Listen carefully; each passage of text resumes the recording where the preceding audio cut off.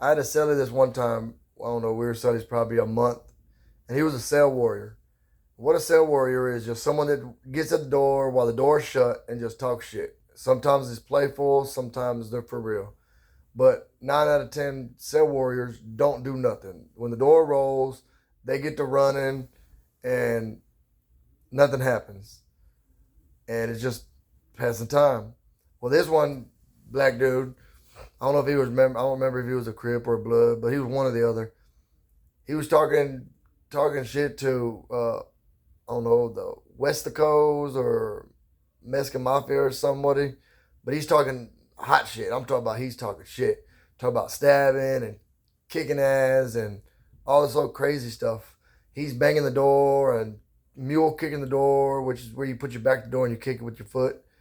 Real loud and just annoying as hell. He was annoying as silly. But he did this for like, I don't know, like 4 or 5 hours. And I was on G5 or G4. So G4, I mean, you only come out at night. They used to do it where you come out in early in the morning for a few hours, then you come out after 6 to like 9 o'clock. Then they rack you up for the rest of the night.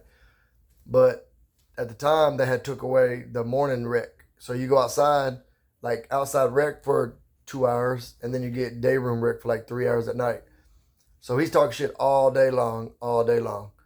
Well, we come out and we go to the day room, take showers, do whatever we do, eat, and when I go to the cell at like I don't know 7:30, 8 o'clock. I had a real good fantasy series I was reading, and I'm in there reading, and I got my headphones on, jamming out some rock and roll, some country or whatever, and well 9 times out of 10, I'll fall asleep with my headphones on, with my radio on, so I can blare out all the banging and people talking mess and the TV being real loud and just a bunch of chaotic noise.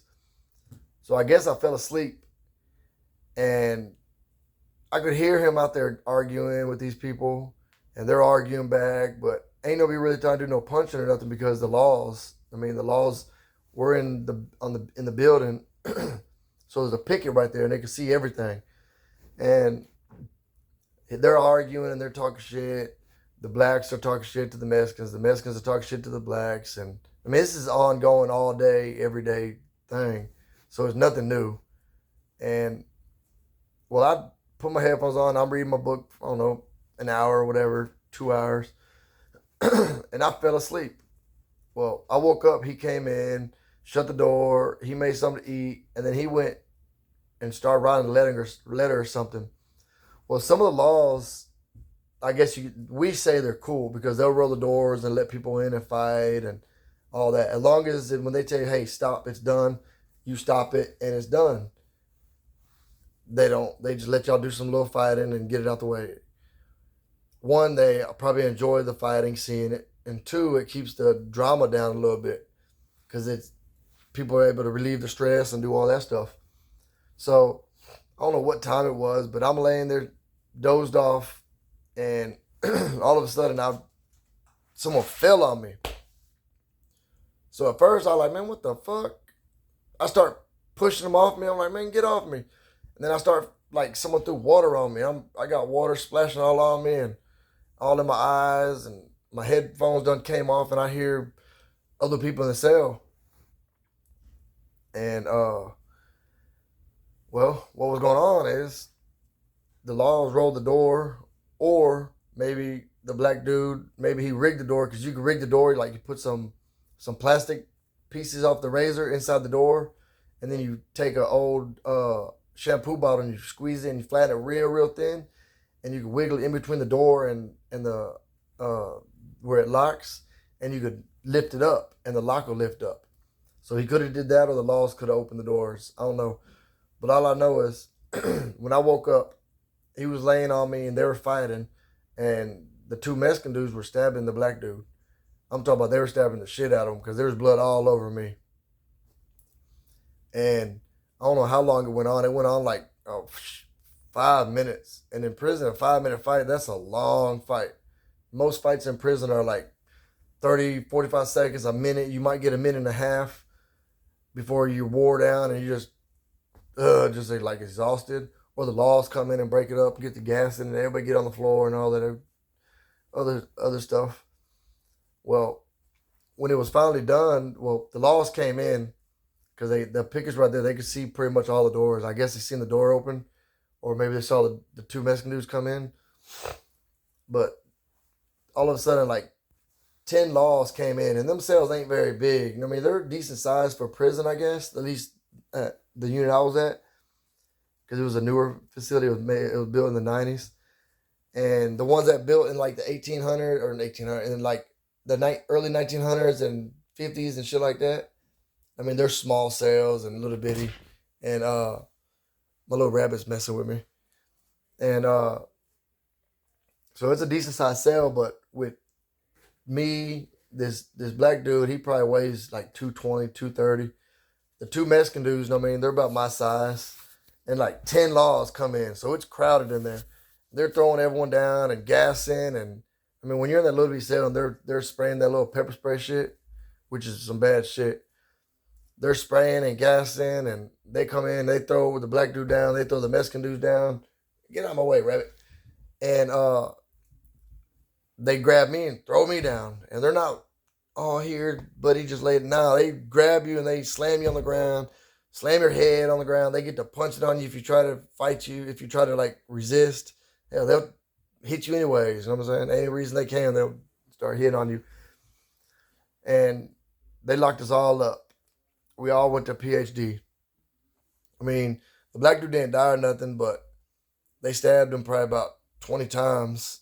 And I was in SEG. They put me in PhD for like a month, and then they put me in SEG for like 6 months or 8 months. And the Mexican dudes the whole time, they're like, oh, the white boy didn't have nothing to do with it. The white boy didn't have nothing to do with it. And I'm saying, hey, man, I didn't have nothing to do with it. The black dude saying I didn't have nothing to do with it. But they didn't care about hearing none of that.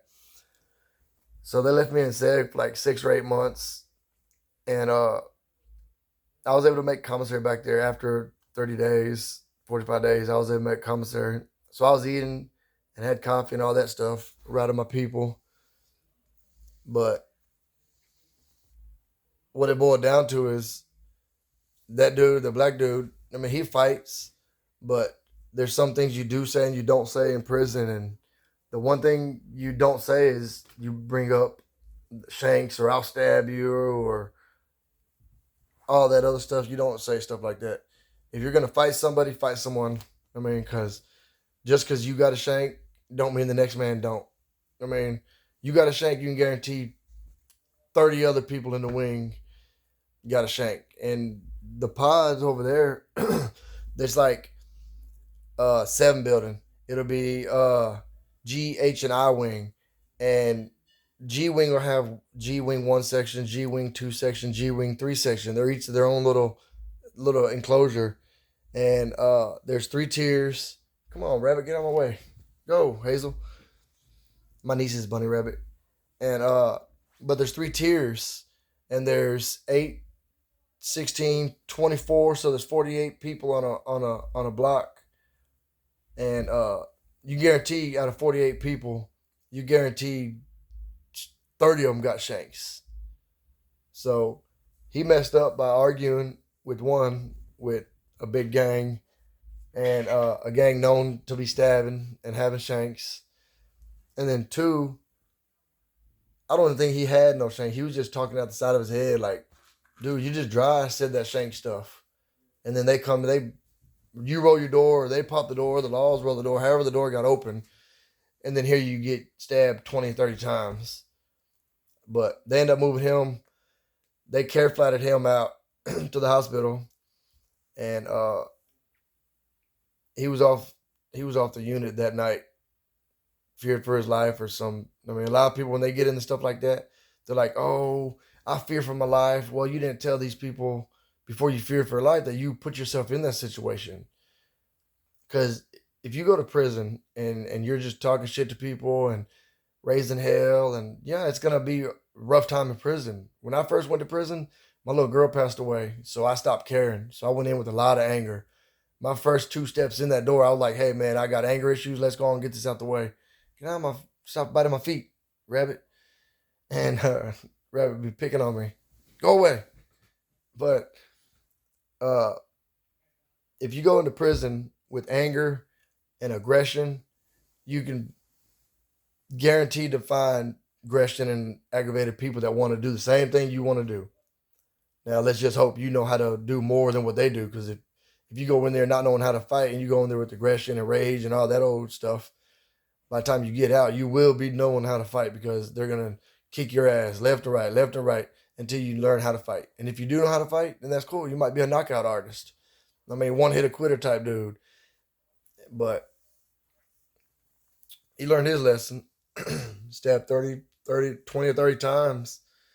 I don't think he's going to be telling no. I don't be thinking he's going to be telling anybody here recently that he's going to be stabbing nobody.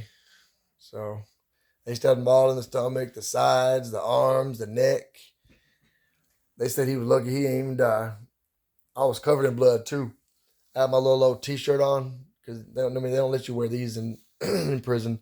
It's white sleeve shirts and white shorts. They were ruined, blood all over them.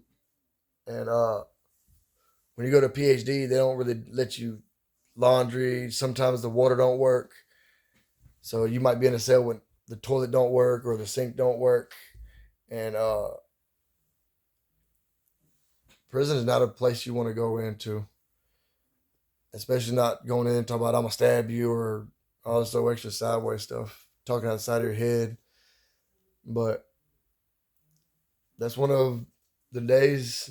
I mean, that's one thing about being in prison. Get off that damn table,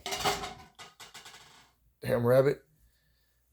But that's just one day in prison. Well, a 10-minute period in prison. That dude getting stabbed and just talking shit. But I got a lot of stories. That's just one of them. I've seen people killed and raped. I was on that unit in 2015 when Miss Johnson was raped and murdered. I knew the dude that did it. I knew her. I worked with her. Google it. Miss Johnson. I think her first name was Lindsay. But Google Miss Johnson 2015 Robinson unit. That was sad. I feel for her and her kids and her grandkids. She was a real nice woman. But figured I'd share that before I lay my head down because I'm tired. Y'all have a good one. Subscribe, comment, tell me what you want me to talk about. Have a good night.